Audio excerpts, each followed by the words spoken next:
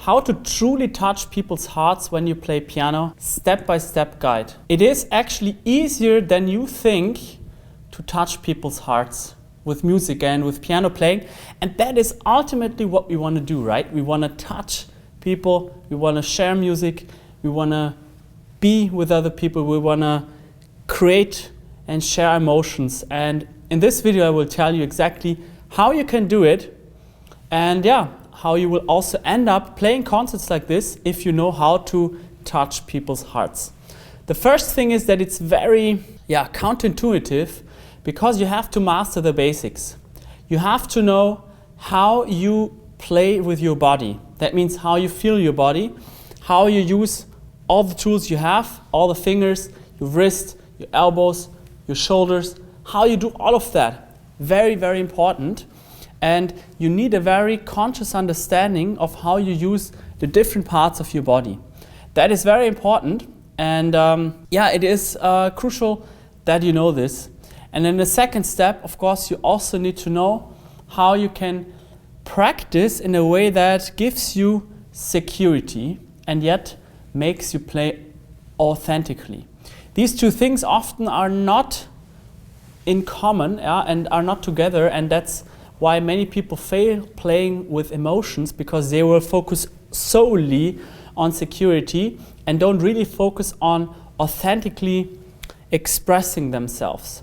And this is a step-by-step guide, because obviously you can do that only once you know how to play with your body. So you need to know exactly how you play with your body, and only after that can you start to work on security and authenticity. That is important. And I'm not going to talk about how you interpret different music in this video, because it's about emotion itself. You can play with emotion and still play the wrong interpretation, but in this video we will focus only on how you can create emotion so that you can actually impact an audience, be it your friends, your family, your church community, or even a public event like this.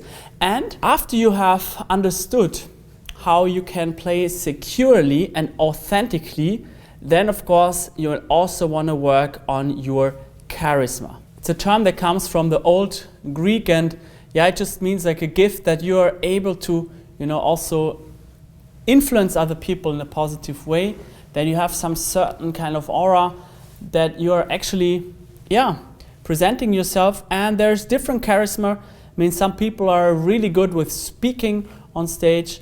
Other pianists are only good with playing. I would say that I can do both, but some people are only good with charisma when they play, and that's also fine, because primarily you want to develop that as a musician.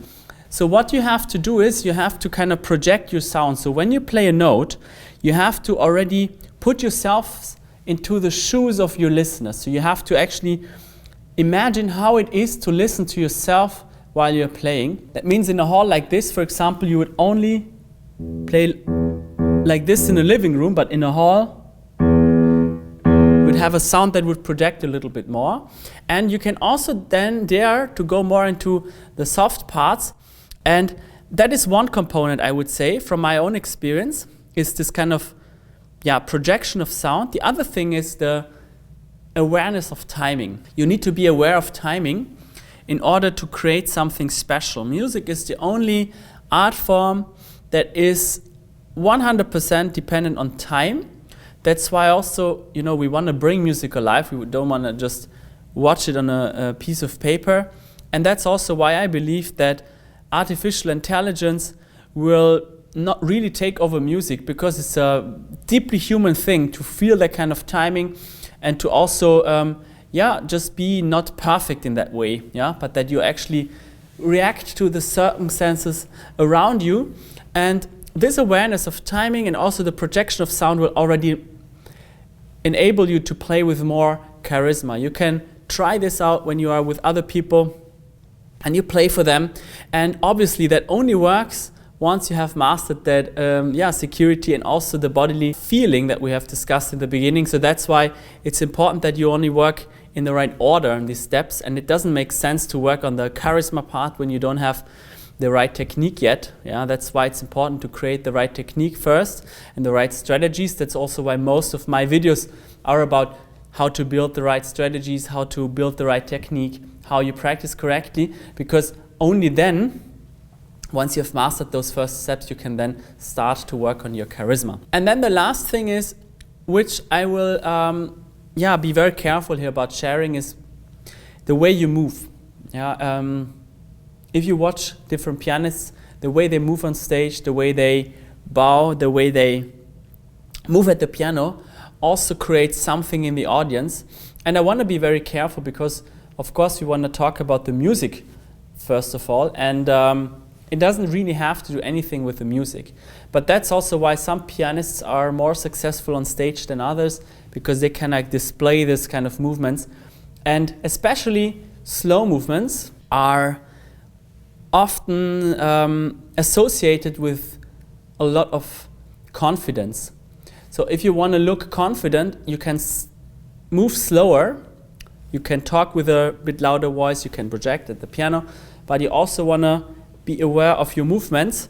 And once you train this without being anxious, then yeah, there are no limits for you and how far you can go with sharing music for an audience.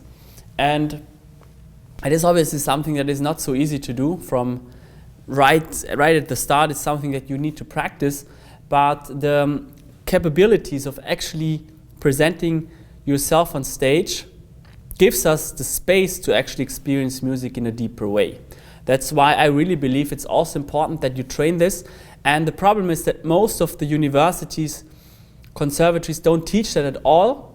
And for piano amateurs, usually they are not taken seriously, so nobody thinks that they can actually play for others, but that's what we all want to do, right? We want to play at little concerts, we want to share music with our church community, with our families, at family gatherings or other opportunities.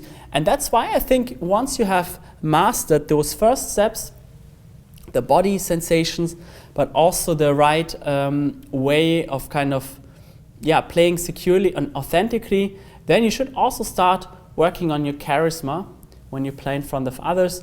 That's also what we do at the Pilsen Academy, by the way.